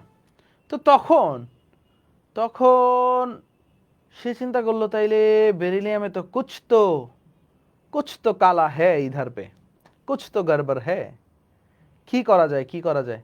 তারপর সে মিলাইলো, অনেক বুদ্ধিশুদ্ধি করে মিলাইলো যে বেরিলিয়ামের যে প্রপার্টিসগুলো আছে বা বেরিলিয়ামের যে বৈশিষ্ট্যগুলো আছে, এইগুলা হচ্ছে, মনে করো এইগুলা কার সাথে মিলে, ঠিক আছে, এগুলা কার সাথে মিলে সে মিলাইয়া দেখলো যে হচ্ছে এই যে প্রপার্টিসগুলা বা এই যে ধর্মগুলা খুব সুন্দরভাবে এই যে গ্রুপ 2 এর যে মৌলগুলো আছে, ঠিক আছে, গ্রুপ 2 এর মৌলগুলোর সাথে। এবং সে দেখলো বেরিলিয়াম, তাহলে সে চিন্তা করলো, তাহলে বেরিলিয়ামের যোজনী এখন আর 3 না, বেরিলিয়ামের যোজনী 2। বুঝতে পারছো? মানে এই যে এই 3টা কি যোজনী, মানে গ্রুপ 3। সো সে কি করলো, পরবর্তীতে বেরিলিয়ামের যোজনীটা কারেকশন করছে 4.5 ইন্টু 2, তখন বেরিলিয়ামের ভর 9। এইভাবে সে হচ্ছে আরো কিছু মৌল সংশোধন করছে, ভর সংশোধন করছে। বুঝা গেছে? তারপর সে ইন্ডিয়ামের ভরও সংশোধন করছিল। তো ক্লিয়ার সবাই? ক্লিয়ার ঘটনাটা কি ঘটছে? সে দেখছে হচ্ছে বৈশিষ্ট্যগুলা কার সাথে মিলে। সো দেখলো হচ্ছে এই মৃৎক্ষার ধাতুর সাথে এর বৈশিষ্ট্যগুলো মিলে। আর মৃৎক্ষার ধাতুকে সে যেহেতু গ্রুপ 2 এতে স্থান দিচ্ছে, তাহলে এর যোজনী 2 হবে। তো তখন ভরটা সে কারেকশন করে দিচ্ছে। সো ভর সংশোধনটা বোঝা গেছে কিনা সবাই একটু ভাইয়াকে বইলো, ভর সংশোধনটা বুঝতে পারছো? তাইলে তোমাকে যদি বলা হয় মেন্ডেলিফের পর্যায় সারণীর সাফল্যগুলা কি কি, 3টা সাফল্য: সুশৃঙ্খলভাবে শ্রেণীবিন্যাস করছে, অনাবিষ্কৃত মানে যে মৌলগুলো আবিষ্কার হয় নাই সেগুলো নিয়ে ভবিষ্যৎবাণী দিছে। কোনটা নিয়ে ভবিষ্যৎবাণী দিছে সবাই একটু বলো, কোনটা নিয়ে সে ভবিষ্যৎবাণী দিছিল?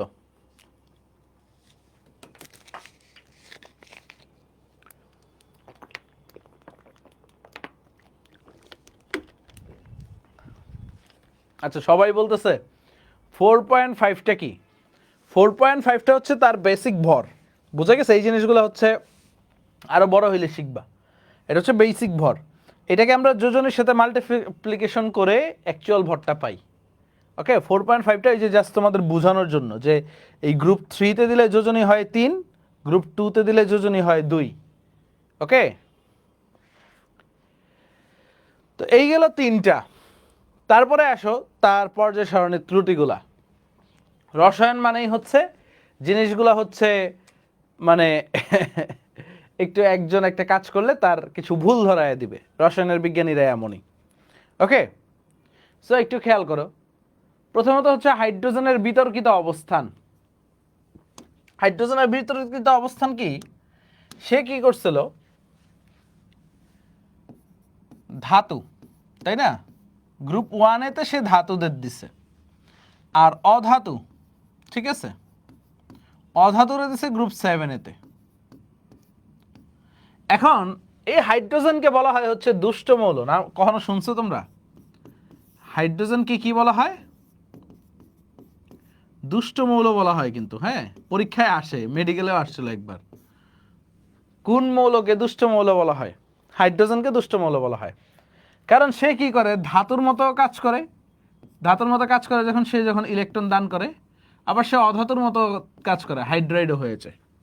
মানে সে ইলেকট্রন ত্যাগও করে, আবার ইলেকট্রন সে গ্রহণও করে। সো একই সাথে ধাতু হিসেবেও কাজ করে, একই সাথে অধাতু হিসেবেও কাজ করে। এখন ধাতু হিসেবে কাজ করলে তো তার বৈশিষ্ট্যগুলো গ্রুপ 1-এর সাথে যায়, অধাতু হিসেবে কাজ করলে তার বৈশিষ্ট্যগুলো গ্রুপ 7-এর সাথে যায়। মানে হ্যালোজেনের কাজ কি, ঠিক আছে? এই নিশান, এমন মাইট দিব না, হ্যাঁ, ক্লাসের ভিতরে আনছো তুমি দুষ্ট কোকিল। হ্যাঁ, বললাম দুষ্ট মৌল, ও নিয়ে গেছে দুষ্ট কোকিল। এই হচ্ছে তোমাদের পড়ালেখার নমুনা। কোন কল্পনার জগতে বাস করো ভাইয়া? এখনো যদি এইসব কল্পনার জগতে বাস করো তাইলে হবে?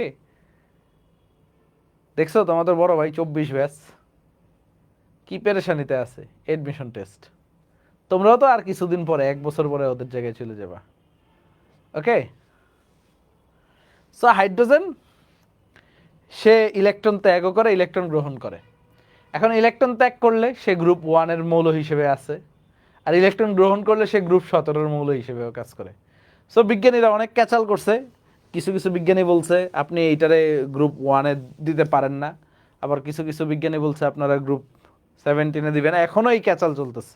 এটা যে এখনো মীমাংসা হয়েছে এমনও না। IUPAC তে প্রায় ডিবেট হয়, বাট যেহেতু একটা ঝামেলা আছে, তো এখনো গ্রুপ 1 এই রাখছে। এখনো দেখবা গ্রুপ 1 থেকে সরাই নেই। তো গ্রুপ 1 এ কি হিসেবে রাখছে? ওই যে ইলেকট্রন বিন্যাসটা প্রায়োরিটি পেয়ে গেছে, ইলেকট্রন বিন্যাস 1s1, ঠিক আছে, ওইটার জন্য এস ব্লক হিসেবে রেখে দিছে গ্রুপ 1 এ। তো এটা কিন্তু হচ্ছে বিতর্কিত। এখন তারপরে আসো পারমাণবিক ভরের অসঙ্গতি। দেখা গেছে তোমরা পারমাণবিক ভর অনুযায়ী সাজাইছে, তোমরা কি কখনো অর্ডারটা মিলাইছো পারমাণবিক ভরের? যে কখনো কখনো যে ঝামেলা হয়েছে পারমাণবিক ভর নিয়ে, অসঙ্গতিটা।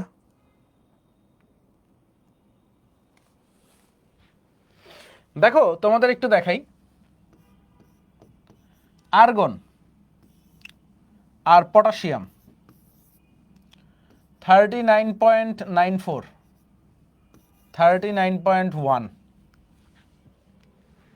দেখো পারমাণবিক ভর যার কম সে পর্যায় সারণীতে আগে অবস্থান পাবে না, এটা খেয়াল করো।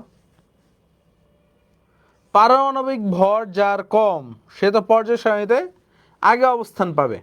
বাট দেখা গেছে আর্গন পারমাণবিক ভর বেশি হওয়ার পরেও তার অবস্থান আগে চলে গেছে, ডিউ টু আর্গন হচ্ছে নিষ্ক্রিয় গ্যাস। এরকম একটা ঝামেলা হয়েছে আবার কোবাল্ট আর নিকেলের ভিতরে। কোবাল্ট নিকেল, নিকেল কত 58.58 মনে হয়, দাঁড়াও বলতেছি।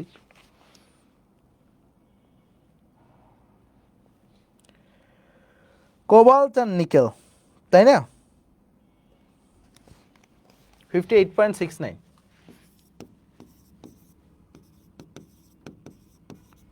সো একটু খেয়াল করো, এই যে নিকেলের পারমাণবিক সংখ্যা আর কোবাল্টের পারমাণবিক সংখ্যা, কে কে আগে বলো তো? Iron, cobalt, nickel. কোবাল্ট আগে, পারমাণবিক ভর বেশি হওয়ার পরেও সে আগে এসে পড়ছে। সো এই কারণে দেখা গেছে হচ্ছে পারমাণবিক ভরের ভিতরে একটা অসঙ্গতি দেখা গেছে। 2 নম্বর পয়েন্টটা ক্লিয়ার হলে সবাই সি বলো। 2 নম্বর পয়েন্টটা ক্লিয়ার হলে সবাই সি বলো।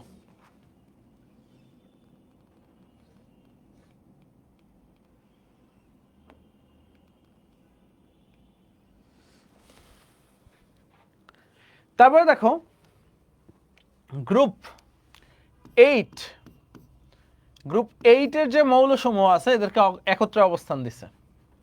কেন? ধরো আয়রন, কোবাল্ট, নিকেল, এদেরকে কেন একত্রে অবস্থান দিছে? কারণ হচ্ছে এদের ভরগুলা কাছাকাছি। দেখো 58.94, 58.69, মানে ভরগুলা খুবই কাছাকাছি। এই কারণে গ্রুপ 8 এর মৌলগুলাকে একত্রে অবস্থান দিছে। বাট বিজ্ঞানীরা প্রশ্ন করছে যে আপনি এদেরকে তো একসাথে অবস্থান দিতে পারেন না, একটা গ্রুপ বানাইতে পারেন না, তো আলাদা আলাদা গ্রুপ বানাইতে হবে।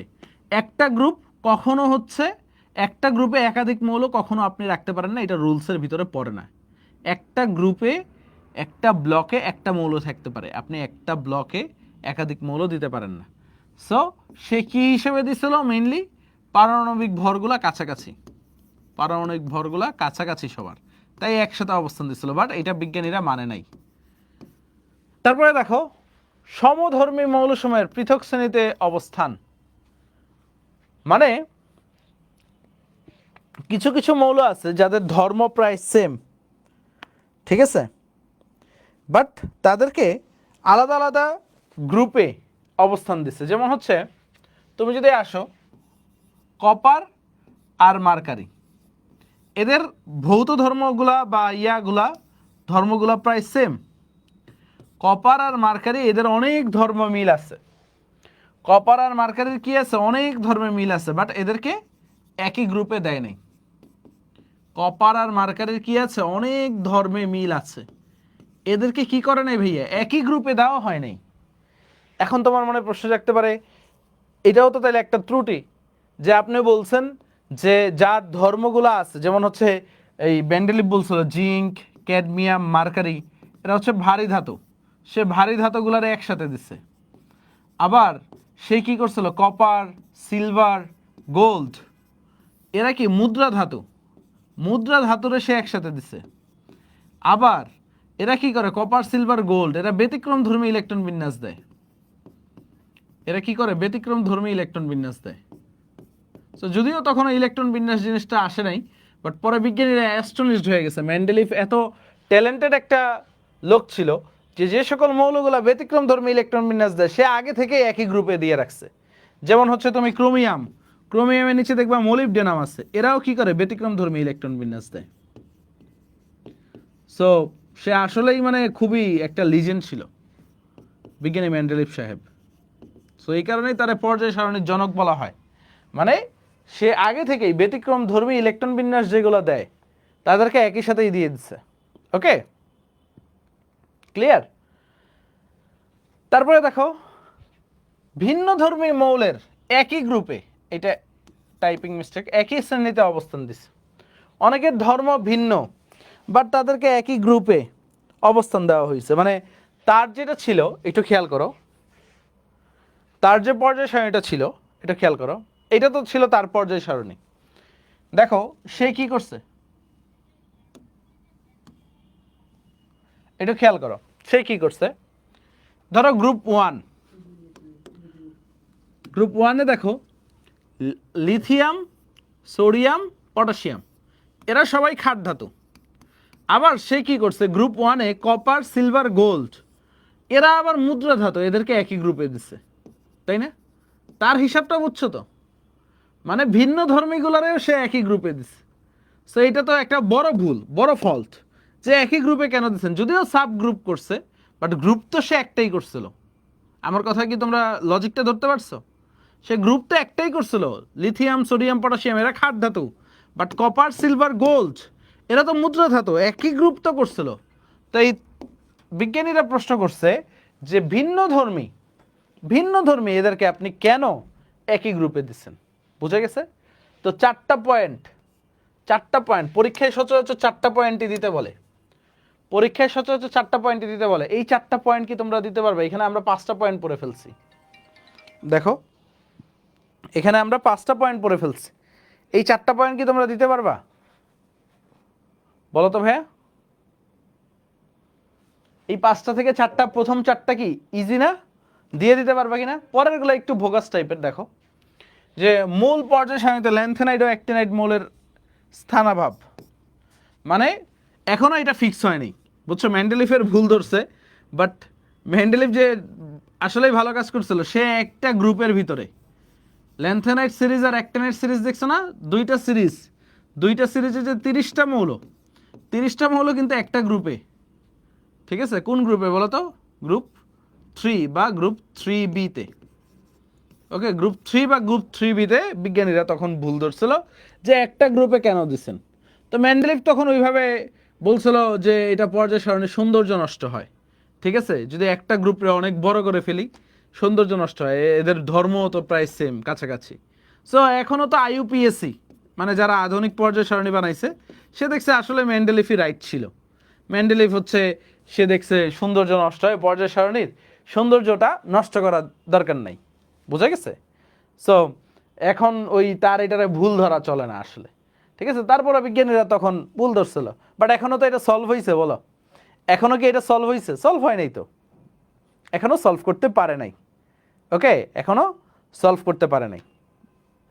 এখন আসো আইসোটোপের স্থান, তো বলছিল অনেকগুলো তো আইসোটোপ আছে, আইসোটোপের স্থানগুলো দেন নাই কেন? এখনো কিন্তু পর্যায় সারণী আইসোটোপের স্থান দেয় নাই, বুঝো নাই? হ্যাঁ, আমরা করবো solve, yes. Great energy Sumaiya, ঠিক আছে? গ্রেট এনার্জি তোমাদেরই সলভ করতে হবে। ওকে, আইসোটোপের স্থান এখনো কিন্তু পর্যায় সারণীতে আইসোটোপের যে পজিশনগুলো এটা দিতে পারে নাই, ইলেকট্রন বিন্যাস সম্পর্কিত ধারণার অভাব। তো পরবর্তীতে তো এই ইলেকট্রন বিন্যাসের মাধ্যমে পর্যায় সারণীটা করছিল। এই দ্যাটস অল অ্যাবাউট হচ্ছে মেন্ডেলিফের পর্যায় সারণী। সো মেন্ডেলিফের পর্যায় সারণী নিয়ে তোমরা মানে মোটামুটি 63টা মৌল নিয়ে যে সে পর্যায় সারণীটা করছিল এটা নিয়ে একটু ডিটেলসে জানতে পারছো তো? ক্লিয়ার? সো এই জানার ক্ষুধাটা দরকার ছিল। তো তারপরে হচ্ছে আমরা মেইনলি হচ্ছে আরেকটা জিনিস এখন শিখব, সেটা হচ্ছে পর্যায় সারণীর মানে কিভাবে আঁকতে হয় বা বেসিক। ওকে, পর্যায় সারণী কিভাবে আঁকতে হয় বা বেসিক। তো তোমরা রেডি কিনা পর্যায় সারণী নিয়ে কাজ করার জন্য?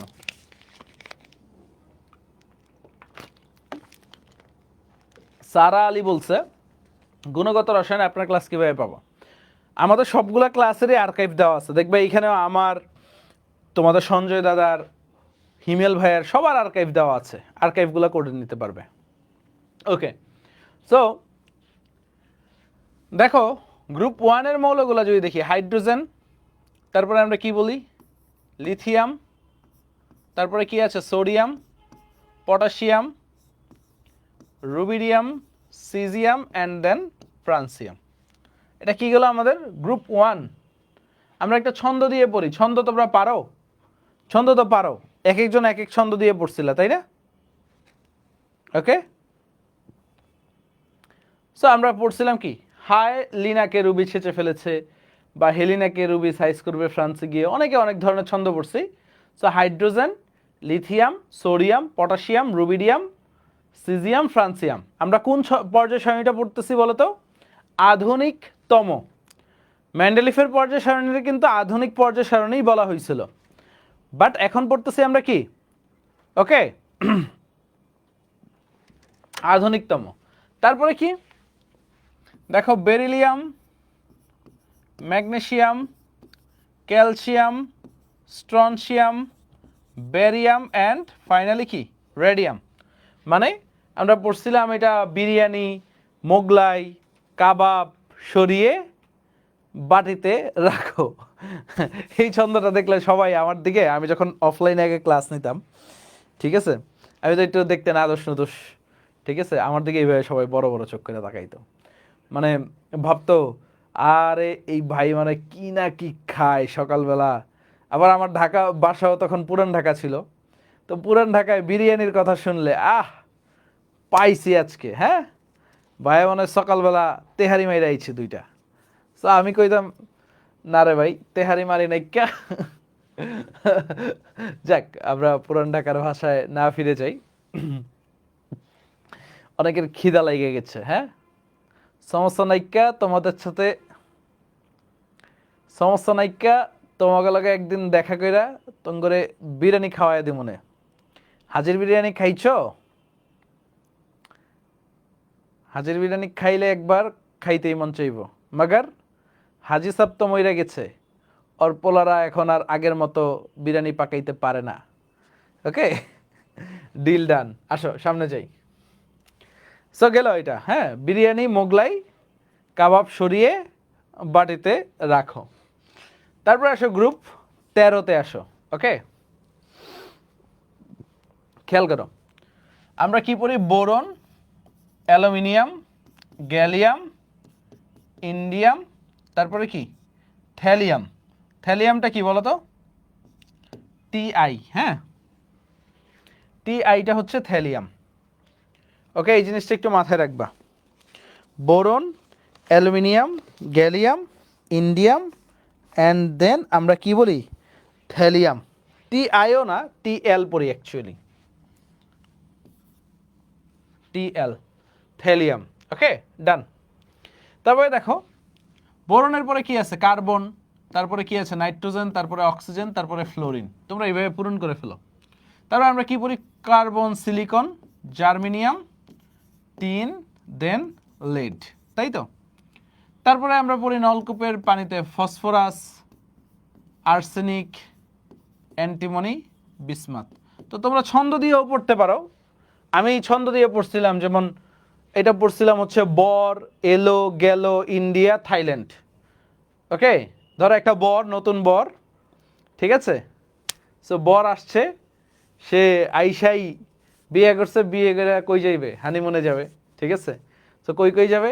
ইন্ডিয়া যাবে আর থাইল্যান্ড যাবে। ওকে, ইন্ডিয়ায় কাশ্মীর ঘুরবে আর থাইল্যান্ডে হচ্ছে অনেক সুন্দর সুন্দর বিচ আছে, সেগুলোতে ঘুরবে।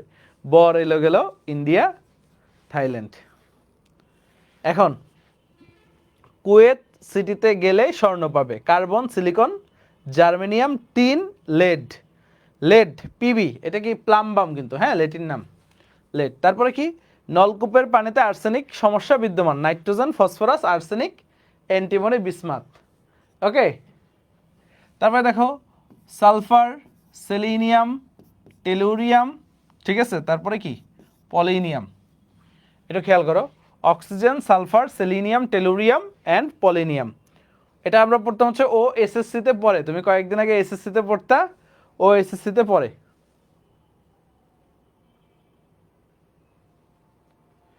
ওকে, তারপরে আসো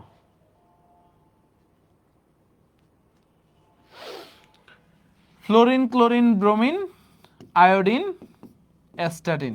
ঠিক আছে? Fluorine, chlorine, bromine, iodine, astatine. ওকে,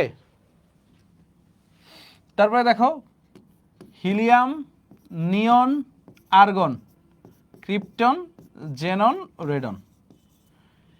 ভাই শেষের লাইনের গুলো লাগবে না, শেষের লাইনের গুলো আপাতত এইচএসসি লেভেল কি তোমার ভার্সিটি সেকেন্ড ইয়ার পার হয়ে যাবে এইগুলা দিয়ে, বুঝা গেছে? থার্ড ইয়ার পর্যন্ত লাগবে না। তো তোমরা এইগুলো আবার ছন্দ দিয়ে পড়তে পারো না, যাও না, কারণ এগুলো নিত্য প্রয়োজনীয়, প্রচুর লাগবে। Helium, neon, argon, krypton, xenon, radon, সেইভাবে পড়বা। হেলিনা আর কারিনা, জোস, রাধুনী, অনেকে ছন্দ চায়। তারপর দেখো এইখান থেকে scandium, titanium, vanadium, chromium, manganese, iron, cobalt, nickel, copper, zinc, তাই না? Scandium, titanium, vanadium, chromium, manganese, iron, cobalt, nickel, copper, zinc. অনেকের এই 10টা মুখস্থ নাই। আজকে তোমাদের কাজ, আজকে তোমাদের কাজ, যদি এই চ্যাপ্টারটা মজা পাইতে চাও, এই চ্যাপ্টারটা যদি মজা পাইতে চাও, আজকে এইগুলো মুখস্থ করে ফেলবা। ওকে ভাই, ছন্দগুলো লিখে দেন। আচ্ছা, লিখে দিব, সমস্যা নেই। তারপর দেখো স্ক্যান্ডিয়ামের নিচে কি আছে? স্ক্যান্ডিয়ামের নিচে পড়বে হচ্ছে ইট্রিয়াম, ওয়াই। তারপরে কি? ল্যান্থেনিয়াম, তারপরে অ্যাক্টিনিয়াম। ওকে, ল্যান্থেনিয়াম, অ্যাক্টিনিয়াম। সো ল্যান্থেনাইট থেকে একটা সিরিজ গেছে, ল্যান্থেনাইট সিরিজ। অ্যাক্টিনিয়াম থেকে একটা সিরিজ গেছে, অ্যাক্টিনাইট সিরিজ। 1 2 3 4 5 6 7 8 9 10 11 12 13 14, দেখবা 14টা ঘর আছে, মানে অ্যাক্টিনিয়াম সহ আরো 14টা ঘর। আর এখানে মনে রাখবা থোরিয়াম, ঠিক আছে? এখানে কি মনে রাখবা? Thorium. Clear? Lanthanum, actinium and thorium. Clear সবাই? Clear? Lanthanum, actinium and thorium, done. তারপরে আসো আমাদের এই ক্রোমিয়ামের নিচে মনে রাখবা হচ্ছে মলিবডেনাম, মলিবডেনাম। ওকে, ক্রোমিয়ামের নিচে কি মনে রাখবা? মলিবডেনাম। জিঙ্কের পরে মনে রাখবা ক্যাডমিয়াম, তারপরে মার্কারি। কপারের পরে মনে রাখবা কপার, সিলভার, গোল্ড। আর গোল্ডের পাশে মনে রাখবা হচ্ছে প্ল্যাটিনাম। ওকে, গোল্ডের পাশে কি মনে রাখবা? প্ল্যাটিনাম। আর নিকেলের পরে এটা মনে রাখতে পারো প্যালাডিয়াম আছে। এই কয়টা কি মনে রাখতে পারবা কিনা বলো? এই কয়টা তোমরা কি মনে রাখতে পারবা কিনা বলো সবাই? কঠিন কিছু এই কয়েকটা? 30টা বাদে আর পারি না। এখন কি পড়তে হবে না বাকিগুলা? বাকিগুলা তো পড়তে হবে, বড় হইছো না ভাইয়ারা? বড় যেহেতু হয়েছ, বাকিগুলা পড়া লাগবে। ওকে, আর দিব না ইনশাল্লাহ। এখন আসো একটা মজা দেখাই।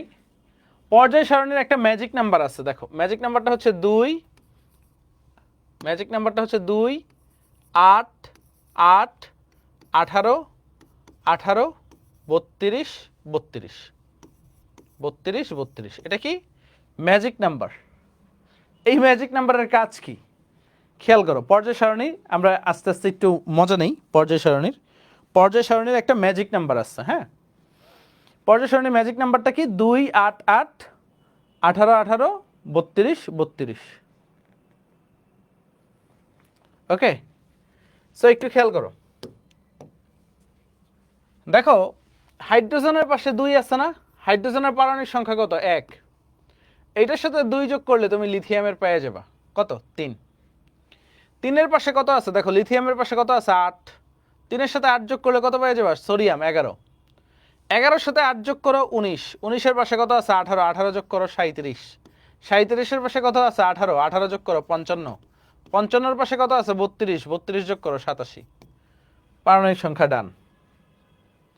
এন্ড এই প্রথমটা পারলে তুমি পর্যায় সারণী পারমাণবিক সংখ্যা পারবা। দেখো 3 এর পরে কি আসে 4, তাই না, 11 এর পরে 12, 19 এর পরে কি 20, তাই না, 37 এর পরে কি 38, 55 এর পরে কি 56, 87 এর পরে কি 88।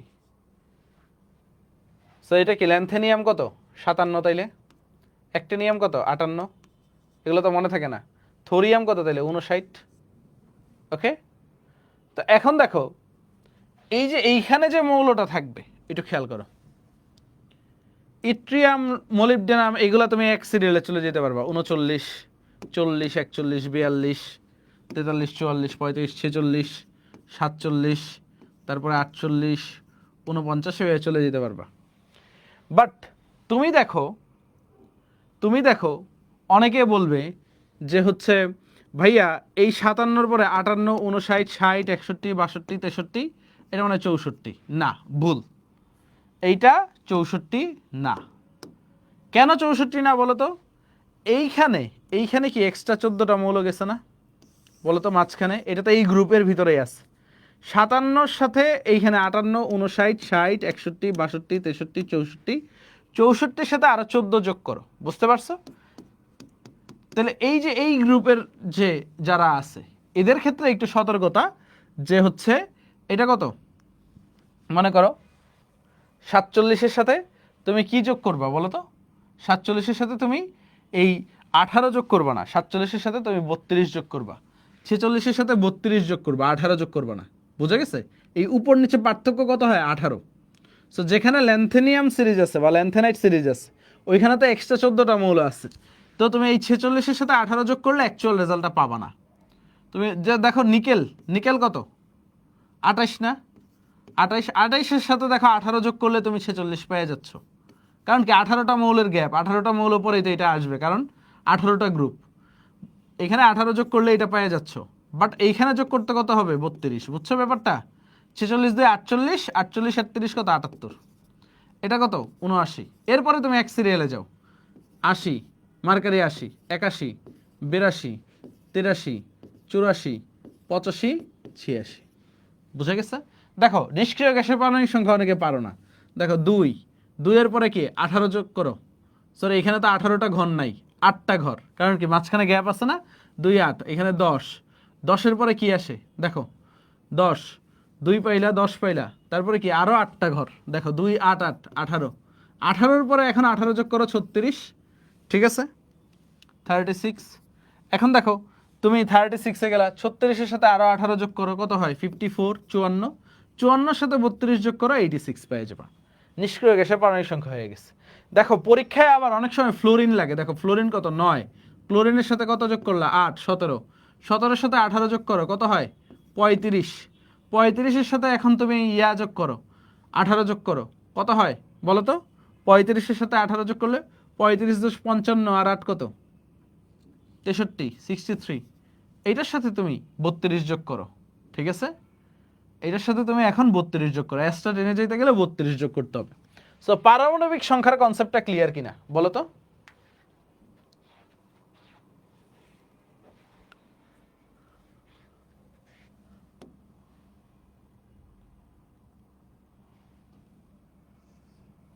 ও থোরিয়াম, আচ্ছা এইখানে একটু ভুল হয়েছে, হ্যাঁ হ্যাঁ 88-এর পরে 89, তারপরে থোরিয়াম 90।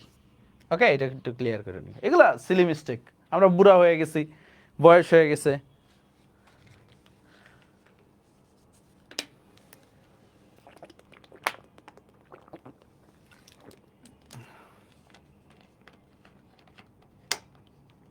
ম্যাজিক নাম্বারগুলো দেখা যায় না? আচ্ছা, এখন দেখা যায় তো। হ্যাঁ, ফ্রেমিংটা একটু গন্ডগোল ছিল। আচ্ছা, লাস্টে আসো, আমরা কিছু নাম যাই না নেই। খেয়াল করো,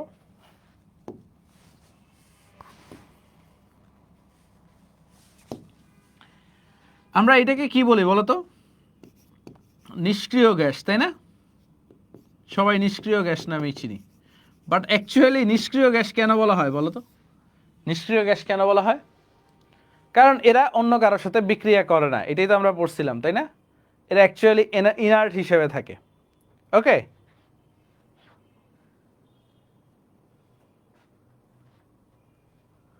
তাই না? বাট এইটা আসলে ট্রু না। নিষ্ক্রিয় গ্যাস আসলে নিষ্ক্রিয় না, এটা নাম দেওয়া হয়েছে নিষ্ক্রিয় gas, inert gas. But inert gas নামটা আসলে অ্যাকচুয়ালি হচ্ছে ভুল প্রমাণিত হয়ে গেছে। মানে এটা এখন বিজ্ঞানীরা ইনার্ট বলে না, বিজ্ঞানীরা এটাকে বলতে পছন্দ করে রেয়ার গ্যাস। কারণ ইনার্ট গ্যাসগুলা একটা মানে স্পেশাল কন্ডিশনে, ভালোভাবে বুঝো, স্পেশাল কন্ডিশনে এরা কিন্তু বিক্রিয়া করে। যেমন জেনন কিছু কম্পাউন্ড গঠন করে, xenon difluoride, xenon টেট্রাফ্লোরাইড, xenon hexafluoride, তোমাদের পড়াবো, ঠিক আছে? ভাইয়া কিউট দেন, 11:26 বাজে, আমরা ইনশাল্লাহ 11:30 কিউট দিব। হ্যাঁ, ওকে ওকে।